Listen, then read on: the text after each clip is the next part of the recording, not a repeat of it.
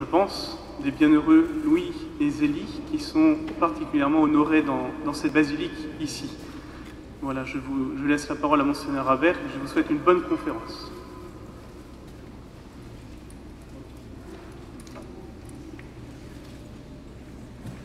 Voilà, on a un petit peu de retard, mais c'est pas grave, on va le récupérer. Oui, donc dans la journée que nous vivons, ce pèlerinage, il y a bien sûr la prière qui est une grande partie de notre occupation, mais il y a aussi un peu la réflexion. Donc voilà, je voudrais prendre la parole, oui, à peu près 3/4 d'heure. C'est vrai que depuis le début de la journée, nous prions sous des formes diverses. Nous prions la messe avec l'adoration tout à l'heure, les vêpres. Il y a aussi le sacrement de la réconciliation. Et en agissant ainsi, eh bien, finalement, nous accomplissons cette demande de Jésus dans l'Évangile que nous connaissons bien.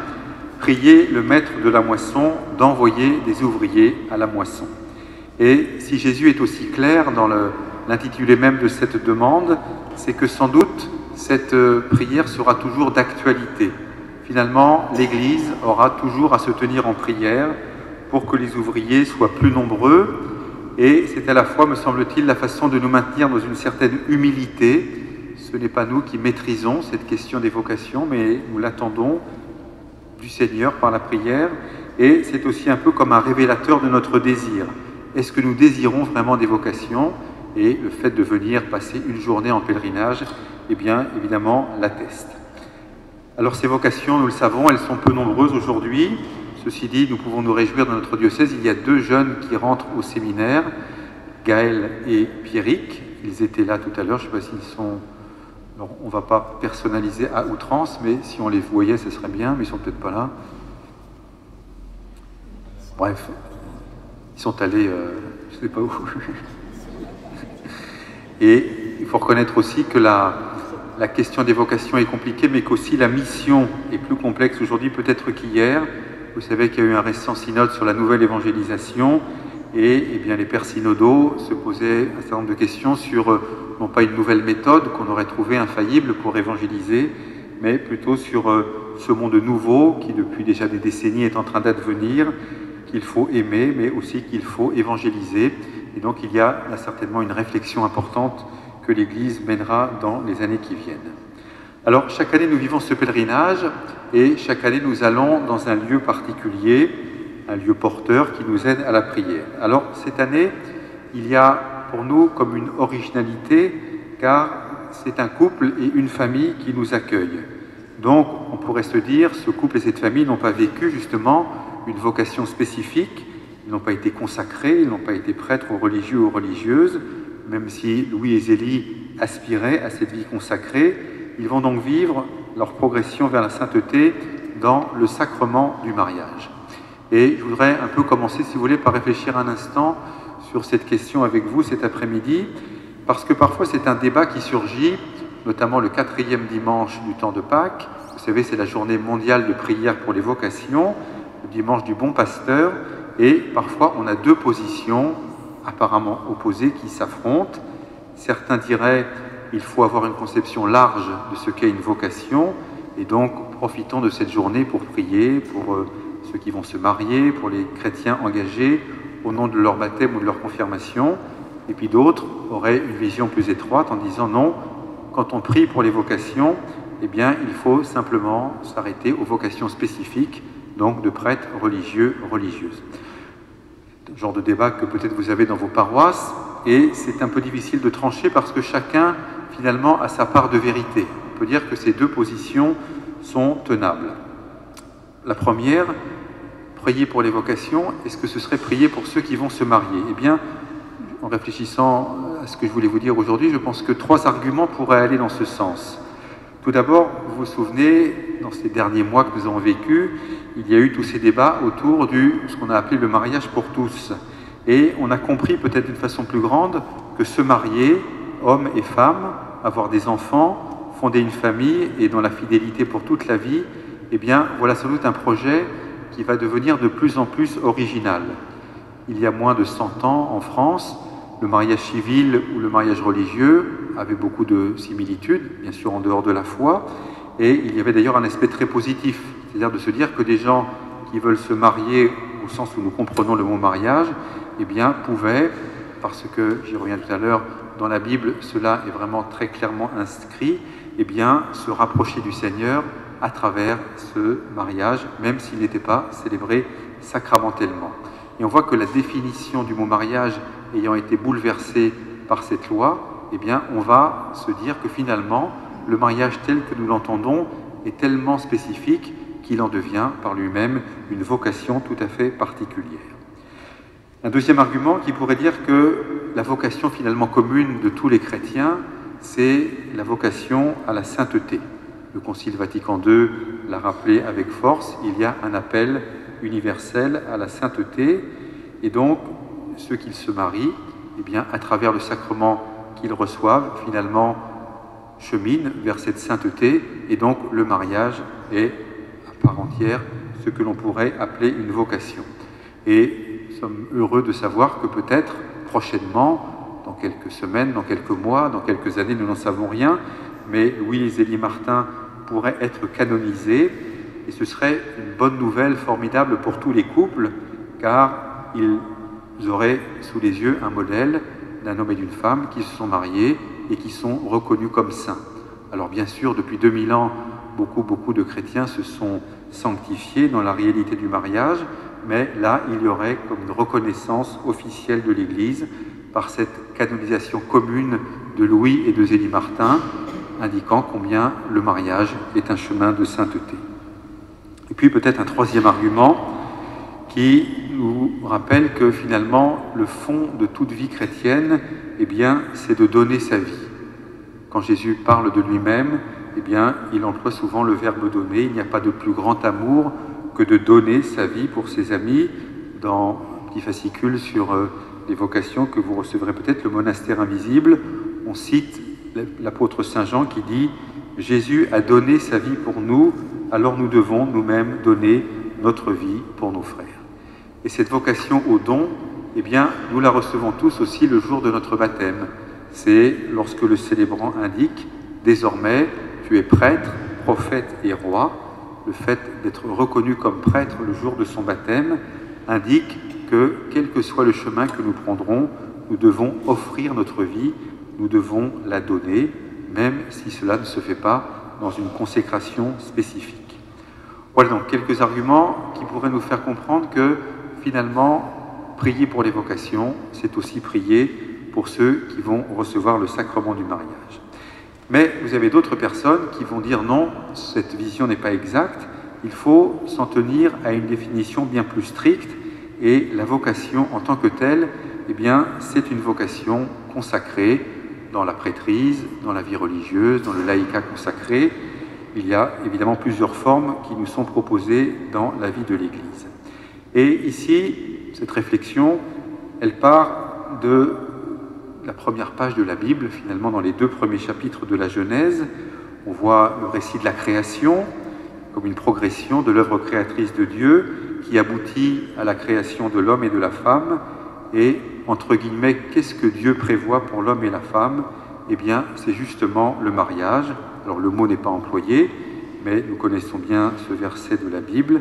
À cause de cela, l'homme quittera son père et sa mère, il s'attachera à sa femme, et tous deux ne feront plus qu'un.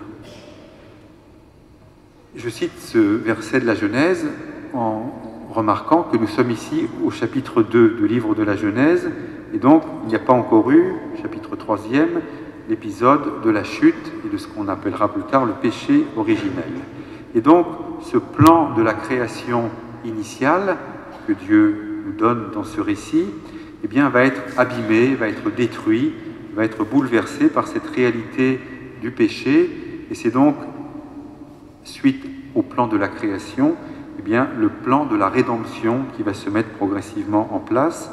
Et justement, dans ce plan de la rédemption, certaines personnes, spécialement, vont être invitées à ne pas vivre dans cette réalité du mariage. Jésus aborde cette question dans l'Évangile, chapitre 19e de l'Évangile de Saint Matthieu. Vous savez, on pose à Jésus la question, est-il permis de renvoyer sa femme pour n'importe quel motif? Jésus renvoie à la Genèse et à l'acte créateur, et il répète, il redit, l'homme quittera son père et sa mère, il s'attachera à sa femme, et tous deux ne feront plus qu'un. Et après, les pharisiens continuent d'interroger Jésus et ils disent à Jésus, si telle est la situation de l'homme par rapport à sa femme, il n'y a pas d'intérêt à se marier. Et c'est la réponse du Seigneur qui est vraiment intéressante dans ce domaine. Jésus répond, il y a des gens qui ne se marient pas, car de naissance ils en sont incapables. Il y en a qui ne peuvent pas se marier, car ils ont été mutilés par les hommes. Mais il y en a qui ont choisi de ne pas se marier à cause du royaume des cieux. Celui qui peut comprendre, qu'il comprenne. Autrement dit, le mariage fait partie du plan de Dieu et choisir de ne pas se marier est un appel tout à fait particulier et original. Alors je fais exprès d'insister sur le verbe « choisir » car nous savons bien qu'un certain nombre de personnes ne se marient pas non pas par choix, mais parce que les choses se sont déroulées ainsi. Et nous savons que ça peut être source de souffrance, mais nous voyons aussi des gens qui ne sont pas mariés et qui, au nom de leur baptême et de leur confirmation, eh bien, connaissent une réelle fécondité, un réel bonheur, même si cela n'est pas traduit par une consécration spécifique. Pour en revenir à notre réflexion, ça nous fait comprendre que parler des vocations en les limitant finalement à ces vocations spécifiques, eh bien, a tout son sens, à travers même la parole de Jésus. Il y en a qui choisissent de ne pas se marier, il y a des personnes qui s'engagent librement dans ce chemin, et quoi qu'il arrive, ils resteront consacrés à Dieu. Donc c'est le fondement du célibat sacerdotal bien sûr, mais aussi célibat des religieux, des religieuses, et célibat du laïcat consacré, quelle qu'en soit la forme. Voilà, je n'ai pas envie de trancher la question, mais il est intéressant de voir comment aujourd'hui, Louis et Zélie Martin, qui n'ont pas été consacrés dans un chemin particulier de consécration, eh bien, pour autant, nous aident à prier pour les vocations et nous accompagnent vraiment dans le pèlerinage. Alors voilà, je voudrais maintenant justement m'arrêter sur le chemin qu'ils ont eux-mêmes suivi en soulignant 3 aspects de leur existence qui sont autant d'aides qu'ils nous procurent pour nous aider à prier pour les vocations. La première chose, c'est de souligner combien ils ont tous les deux ardemment désiré vivre l'idéal de la sainteté. Le deuxième point, ce sera de voir comment ils ont formé leurs enfants dans une vie chrétienne authentique. Et le troisième point, ce sera de voir comment leurs filles ont été éduquées dans un climat de liberté et de disponibilité. Et donc ces 3 éléments de la vie spirituelle, si vous voulez, de Louis et Zélie Martin, eh bien, peuvent vraiment nous aider dans notre prière pour les vocations. Alors le premier point donc, c'est qu'ils ont ardemment désiré l'idéal de la sainteté. On pourrait dire que d'emblée, quand on lit les lettres, quand on lit les récits de leur existence, eh bien, il y a chez eux un désir de la sainteté qui est très profondément ancré. Sainte Thérèse d'ailleurs le dira elle-même, « Le bon Dieu m'a donné un père et une mère plus dignes du ciel que de la terre. » On a le sentiment qu'ils n'avaient pas d'autre désir que de devenir des saints. D'ailleurs, un jour, Zélie écrira à ses filles, Marie et Pauline, elle leur dira « Je veux devenir une sainte, ce ne sera pas facile. Il y a bien à bûcher et le bois est dur comme une pierre. Il eût mieux valu m'y prendre plus tôt, pendant que c'était moins difficile, mais enfin, mieux vaut tard que jamais. » J'espère que c'est un sentiment qui nous habite parfois, de se dire « Enfin, je vais m'y mettre, je vais essayer de devenir un saint. » Et rassurez-vous, tout au long de notre vie, cette question se posera, mais il est déjà très très important de commencer par se la poser. Et on voit que Zélie, après un certain temps d'existence, eh bien, alors qu'elle a déjà bien sûr longuement vécu des conversions, eh bien, elle se décide à devenir une sainte. Et Louis et Zélie ont compris que la sainteté n'était pas autre chose que la vie chrétienne prise au sérieux, l'expérience croyante qui se déploie dans toute l'existence. Et on peut dire que le secret de leur vie chrétienne a tenu en ces 3 mots bien connus, Dieu premier servi. C'est en marquant que cette sainteté qu'ils ont cherchée, eh bien, que nous pouvons comprendre combien il nous aide dans notre prière pour les vocations, car cette sainteté, ils l'ont cherchée dès leur jeunesse. Vous savez, Louis voulait entrer dans la vie monastique, Zélie voulait aussi entrer dans une vie religieuse chez les filles de la charité. Peut-être d'ailleurs avait-il cette perspective que pour être un saint ou une sainte, il fallait être religieux ou religieuse. Et ce qui est remarquable, c'est que lorsqu'ils ont compris l'un et l'autre que cette voie n'allait pas s'ouvrir pour eux, eh bien, ils ont continué à mener leur vie chrétienne dans un grand désir de faire la volonté de Dieu et surtout sans se décourager. Et là, il y a une vertu qui est très très forte chez elles et dans la vie de tous les saints, c'est celle de la persévérance. Et quand ils vont se croiser tous les deux sur le pont de la Rencontre en 1858, eh bien, ce ne sont pas du tout deux personnes désabusées ou découragées qui se croisent, mais deux chrétiens qui veulent faire la volonté du Seigneur, et ils vont comprendre assez rapidement, puisqu'ils se marieront quelques mois plus tard, que cette sainteté à laquelle ils aspirent, eh bien, ils vont être invités à la vivre dans le sacrement du mariage. Quels sont les éléments essentiels de leur vie spirituelle pour justement tendre vers cette sainteté? Eh bien, ce sont des choses, vous allez le voir, très très ordinaires, qui sont vraiment à la portée de chacun d'entre nous. Il y a bien sûr une pratique très assidue de l'Eucharistie. Sauf exception, Louis et Zélie allaient à la messe tous les jours, à 5h30 du matin. Je regarde le nouveau curé d'Alençon pour lui suggérer qu'une messe pourrait être célébrée à 5h30 du matin. Quand Louis Martin sera devenu veuf, il continuera à pratiquer tous les jours. C'est une messe qu'il suivra à Lisieux et il dira « Je vais à la messe de 6h parce que c'est la messe des pauvres et des ouvriers ». Ils pratiqueront aussi ce que nous ferons tout à l'heure, à savoir l'adoration eucharistique, une dévotion qui se relançait dans bien des paroisses, et notamment l'adoration nocturne du Saint-Sacrement. Louis, on le sait, refusera toujours de travailler le dimanche pour respecter précisément le repos dominical. Sainteté aussi que Zélie vivra dans la manière qu'elle vivra le temps de la maladie, avec à la fois un ardent désir de guérison, mais aussi un abandon confiant dans la volonté de Dieu. Louis aussi, lorsqu'il connaîtra l'épreuve d'être hospitalisé dans un hôpital psychiatrique, eh bien, le vivra avec une très grande foi.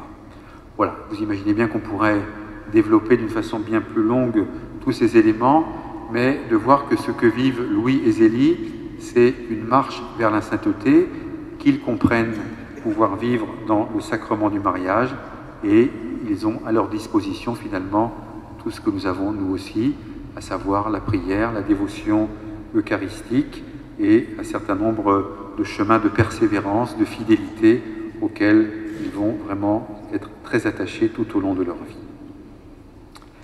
Le deuxième point qui nous aide à prier pour les vocations, c'est que Louis et Zélie Martin vont élever leurs enfants dans une vie chrétienne authentique. Et ce point est vraiment très important pour nous aujourd'hui. Vous entendrez souvent l'expression, et moi-même je l'emploie régulièrement, de dire « il y a une crise des vocations ». Mais en réalité, cette expression n'est pas très juste. Ce n'est pas une vocation qui serait en crise, mais c'est plutôt la foi chrétienne et sa transmission qui est en crise aujourd'hui. Ainsi, l'enjeu pour l'Église n'est pas de trouver une méthode nouvelle pour les vocations. Nous ne sommes pas dans la publicité ou dans la communication, mais nous sommes dans la question de la transmission de la foi. Et nous savons bien que dans ce domaine, dans l'immense majorité des situations, tout se joue dans le cadre familial. Alors il y a bien sûr de belles exceptions, mais elles sont justement des exceptions. Et donc prier pour les vocations aujourd'hui, c'est en même temps prier pour les familles, prier pour qu'elles restent, qu'elles deviennent, qu'elles redeviennent ce lieu de la transmission de la foi. Là aussi, je vous invite à lire certains ouvrages qui ont été rédigés sur la vie de Louis et de Zélie Martin, mais ils nous redonnent quelques éléments précieux et en même temps, vous allez le voir, très ordinaires dans la façon dont ils ont éduqué leurs enfants pour les faire advenir à une vie chrétienne authentique. C'est d'abord une vie de prière, bien sûr, régulière, quotidienne. C'est une vie sacramentelle, c'est une vie ecclésiale. Et nous sommes ici dans cette église où ils se sont mariés, où Sainte Thérèse a été baptisée. C'est aussi une vie caritative et une vie sociale bien ancrée dans le réel. Je voudrais ici citer un passage du Concile Vatican II, dans la Constitution Gaudium et Spes, qui redonne justement aux parents quelques éléments essentiels sur la façon qu'ils doivent avoir d'éduquer leurs enfants. Je lis ici le Concile Vatican II. Les parents initieront dès le premier âge au mystère de la foi leurs enfants, dont ils sont pour eux les premiers héros. Ils les associeront dès l'enfance à la vie de l'Église. La catéchèse familiale précède et accompagne en enrichissant les autres formes d'enseignement de la foi. Les parents ont la mission d'apprendre à leurs enfants à prier et à découvrir leur vocation d'enfant de Dieu. La paroisse et la communauté eucharistique est le cœur de la vie liturgique des familles chrétiennes. Elle est le lieu privilégié pour les familles. La famille chrétienne doit être désignée comme une église domestique. Donc vous voyez, ce texte écrit bien après, au début des années 60, eh bien, s'applique tout à fait à ce qu'ont vécu Louis et Zélie Martin dans l'éducation chrétienne de leurs filles. Et ce qui est intéressant de remarquer, bien sûr, on se dit, elles vont avoir des vocations spécifiques, 4 filles carmélites, une fille qui va rentrer à la visitation, et pour autant, l'éducation chrétienne qu'ils vont donner à leurs enfants n'est pas simplement spirituelle ou pieuse, ils n'ont pas simplement été de bons pratiquants, mais c'est une vie chrétienne qui va se traduire souvent par une réelle charité et une grande générosité dans tous les domaines de leur existence. On peut dire qu'ils mettent en pratique la parole de l'apôtre Saint Jacques, la foi sans les œuvres est une foi vaine. Louis a fait partie des cercles Vital-Romé, c'est-à-dire des œuvres catholiques qui se développaient, conférence Saint-Vincent de Paul aussi, fondée par Ozanam, qui était de visiter les familles pauvres, mais leur charité aussi était à l'œuvre dans la vie de tous les jours. On cite souvent cet exemple d'un sans-abri rencontré par Louis et Zélie en 1876, au retour de la messe. Ils vont s'occuper de lui, ils vont lui donner à manger et ultimement le conduire à l'hospice. Zélie également ne sera pas en reste quand elle assumera aussi toute sa vie professionnelle dans une grande fidélité à la doctrine sociale de l'Église qui n'était pas encore à proprement parler née, mais qui commençait à se développer d'une façon très généreuse de se comporter envers les ouvrières qui travaillaient chez elle. Et on peut imaginer que pour les enfants, de voir ainsi leurs parents eh bien, vivre dans cette générosité, dans cette charité, dans cette ouverture aux plus démunis, était un modèle, mais qu'ils voyaient mis en acte et en pratique. Et c'est vrai que quand Sainte Thérèse va rentrer au Carmel, elle va dire « J'entre au Carmel afin de sauver les âmes et surtout de prier pour les prêtres ». On voit bien sûr que sa motivation est mystique, bien sûr, mais aussi dans un souci d'intercession et de compassion très marqué, afin de sauver les âmes et de prier pour les prêtres. On pourrait là aussi faire un long développement sur la façon dont Louis et Zélie ont éduqué leurs enfants. On peut y trouver vraiment une grande fidélité a posteriori, bien sûr, avec ce que le Concile Vatican II dira dans d'autres textes. Ce qui est en jeu ici, c'est de comprendre combien, dans notre prière pour les vocations cet après-midi, eh bien, nous devons en même temps, et d'une façon vraiment un peu indissociable, prier pour les parents, prier pour les familles, prier pour les éducateurs. Un enfant, un jeune, ne va pas découvrir par hasard la vocation, elle va être un chemin qui va être une longue progression, il y aura besoin d'accompagnement, il y aura besoin de prière, il y aura besoin de discernement, il y aura besoin de beaucoup d'écoute, de beaucoup de sollicitude. Eh bien, c'est ce qu'ont vécu Louis et Zélie Martin pour leur fille, et cela a porté du fruit en abondance. Donc, en priant pour les vocations, eh bien, prions pour nos familles, mais prions aussi pour tous les acteurs de la vie pastorale, auprès des jeunes, dans nos paroisses, dans nos mouvements, dans nos services. Comment sommes-nous attentifs à transmettre aux jeunes générations tous ces éléments fondamentaux de la foi chrétienne? C'est un immense défi que nous devons relever, et prier pour les vocations nous engage vraiment sur ce chemin. Vous savez, j'étais à Lourdes au mois d'août avec le pèlerinage diocésain et j'ai été très marqué. Nous sommes partis avec quelques jeunes de la JOC. Ils étaient 4 et voilà, ils ont vécu un petit peu en parallèle le pèlerinage avec nous. Et puis à la fin, ils devaient repartir parce qu'ils partaient un peu en avance et donc ils devaient repartir en fin de soirée, quoi. Et donc, avec le Père Christian, on avait prévu de leur dire au revoir. Et donc, ces jeunes de la JOC, avant de partir, ils ont voulu refaire la procession mariale et aller prier à la grotte. C'est assez impressionnant, parce qu'on aurait pu penser que voilà, c'était des dévotions qui étaient peut-être un petit peu extérieures pour eux. Eh bien non, à travers ce qu'ils ont vécu à Lourdes, eux-mêmes, personne ne leur avait demandé de le faire, ils ont voulu, avant de repartir, refaire pour la deuxième fois la procession mariale et aller prier à la grotte. Hein. Alors voilà, c'est des exemples bien sûr qui sont particuliers, qui ne s'appliquent pas à tout le monde, mais comment, dans la façon dont nous vivons notre foi, comme parents, comme grands-parents, ou comme éducateurs, comme catéchistes, eh bien, nous redonnons aux enfants ces fondamentaux de la foi chrétienne, car il n'y a pas d'autre moyen pour que les vocations puissent éclore dans nos familles et dans le terrain pastoral qui est le nôtre. Enfin, un troisième point qui me paraît important lorsque nous considérons la vie de Louis et de Zélie Martin, c'est qu'ils ont élevé leurs filles dans un grand climat de liberté et de disponibilité. Là aussi, c'est un point capital qui s'adresse aux parents, aux grands-parents, mais à tous ceux et celles qui sont auprès des enfants. Comment faire pour que nos enfants, nos jeunes, eh bien, grandissent dans cet esprit de liberté et de disponibilité?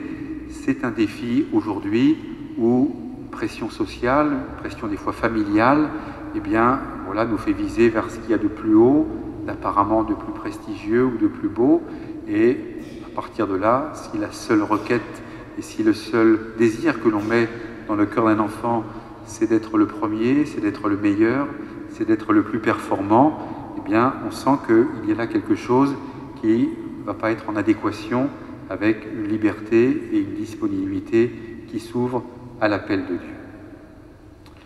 La marque peut-être la plus importante lorsqu'on parle justement de l'éducation des enfants chez Louis et de Zélie, c'est qu'ils vont accompagner leurs filles d'une façon qui sera particulière pour chacune d'entre elles. Alors, bien sûr, c'est Louis qui le fera dans la dernière partie, puisque quand Zélie va décéder, certaines filles sont encore très jeunes, mais les études qui ont été faites à ce sujet et qui sont source d'une réflexion inépuisable montrent que chacune, même si 4 sont rentrées au Carmel de Lisieux, ça pourrait sembler être comme une espèce de reproduction à l'identique, eh bien non, chacune a eu son chemin particulier et c'est ce que les parents avaient bien compris, comment laisser cette liberté au sens de ne pas imposer telle ou telle voie, au sens aussi de laisser les filles, eh bien, laisser le Seigneur leur parler, sans retour sur soi, pour savoir vraiment qu'est-ce que le Seigneur attend de moi. Donc c'est vrai que sur 5 filles, des enfants sont morts en bas âge. Sur les 5 filles, 4 donc furent carmélites et une, Léonie, est entrée en religion à la visitation de Caen. Pourquoi une telle fécondité? Pourquoi de telles vocations dans cette famille? Eh bien, c'est ce que je voulais développer tout à l'heure, c'est ce terreau favorable dans lesquels ces vocations ont pu s'épanouir, la pratique dominicale, la prière en famille, l'amour de l'Église aussi, telle qu'elle est, sans la rêver, telle qu'elle pourrait être, et une vie intérieure toujours en éveil. Beaucoup de textes aujourd'hui, notamment, sortent sur la vocation particulière de Léonie, qui fut plus compliquée, qui fut un petit peu difficile à comprendre pour elle et pour sa mère. Eh bien, on voit que, justement, Zélie accompagne sa fille et essaye de la guider et de faire advenir en elle cette liberté intérieure, liberté aussi que Louis Martin, eh bien, en quelque sorte, exprimera lorsque Thérèse lui dira son désir d'entrer au Carmel.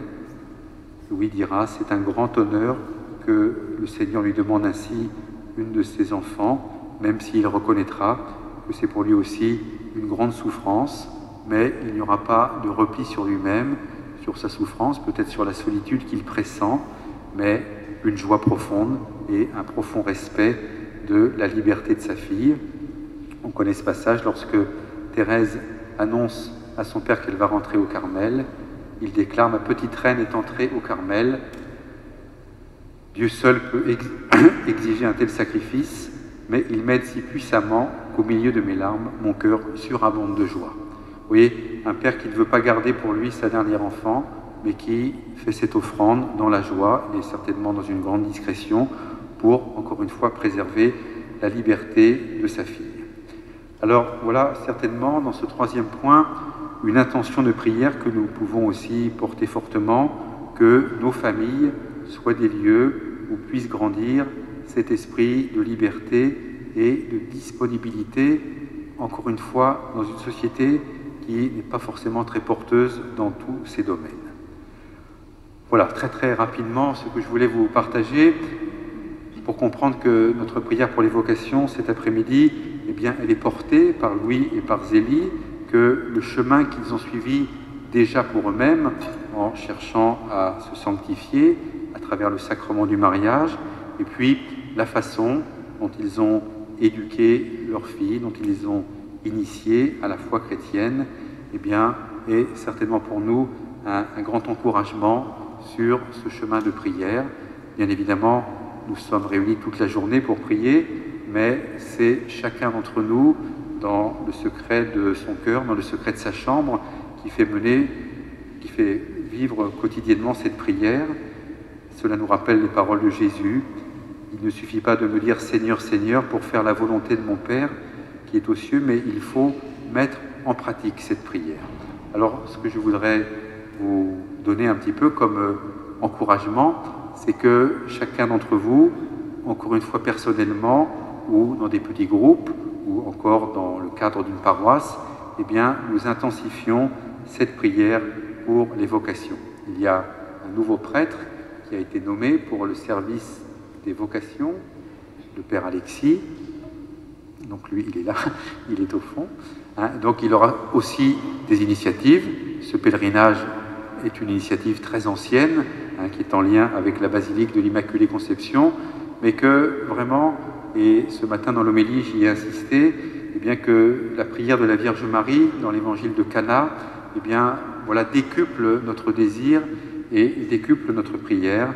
Nous avons vraiment besoin de vocations, elles ne sont pas exclusives, il n'y a pas à mettre en concurrence la vocation que les prêtres recevraient et la vocation baptismale qui se déploie depuis des décennies dans l'Église, mais c'est une harmonie entre les deux qu'il nous faut toujours essayer de mieux découvrir et de mieux mettre en place.